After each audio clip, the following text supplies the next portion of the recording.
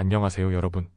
오늘의 흥미로운 영상 내용은 트럼프 행정부 판사 명령에도 불구하고 베네수엘라 갱단원 추방 강행, 그리고 미국과 유럽의 무역 전쟁, 9조 5천억 달러 규모의 경제 위기 초래할 가능성에 관한 것입니다. 우선 좋아요 버튼을 누르고 채널 구독 및 알림 설정 또 잊지 마세요.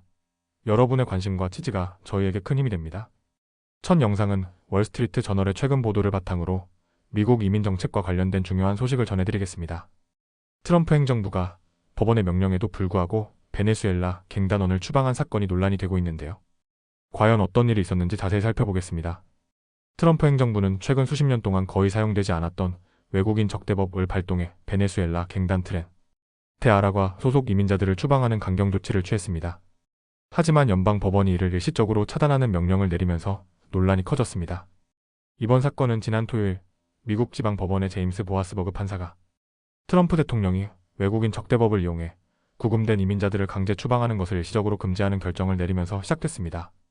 하지만 행정부는 판사의 명령에도 불구하고 이미 일부 갱단원을 추방한 사실을 인정했는데요.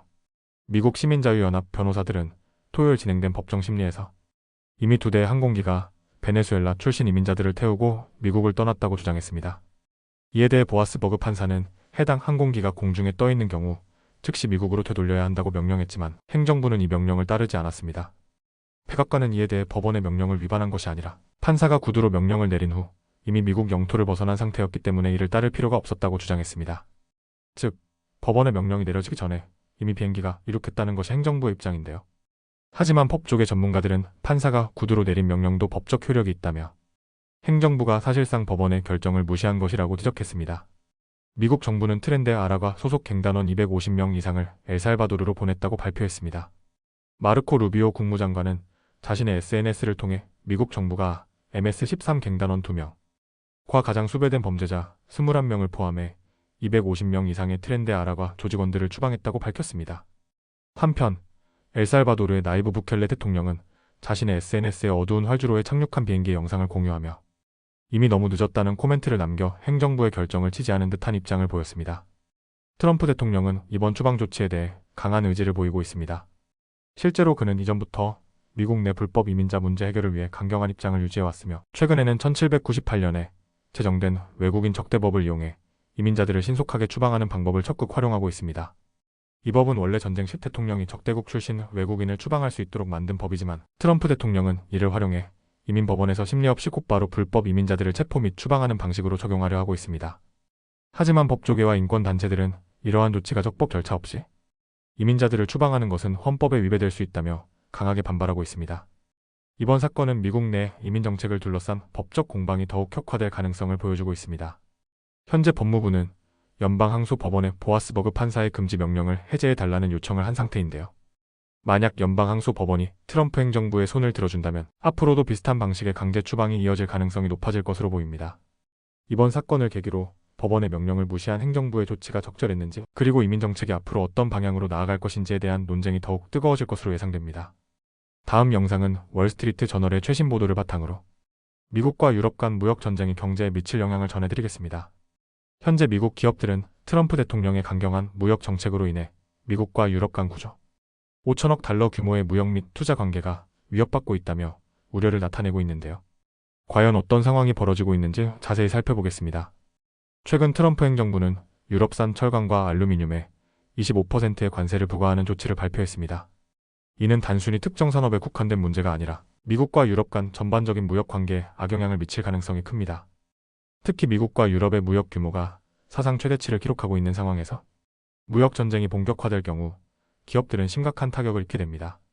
미국 상공회의소의 보고서에 따르면 지난해 미국과 유럽의 상품 무역 규모는 1조 3천억 달러를 돌파했고 서비스 무역 규모도 7,500억 달러 이상에 달했습니다. 하지만 문제는 여기에 그치지 않습니다. 기업들이 대서양을 건너 투자한 금액을 포함하면 그 규모는 훨씬 커집니다.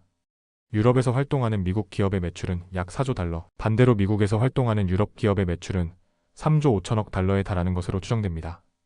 이처럼 막대한 규모의 경제 활동이 무역 전쟁으로 인해 위협받고 있는 것입니다. 트럼프 대통령은 무역 적자 해소를 위해 지속적으로 유럽과의 무역 문제를 거론해왔습니다. 미국 상무부의 발표에 따르면 미국은 지난해 유럽과의 무역에서 2,356억 달러의 적자를 기록했는데요. 트럼프 대통령은 이를 문제 삼으며 유럽 자동차 및 의약품을 포함한 주요 수출품에 대한 추가 관세 부과 가능성을 언급했습니다.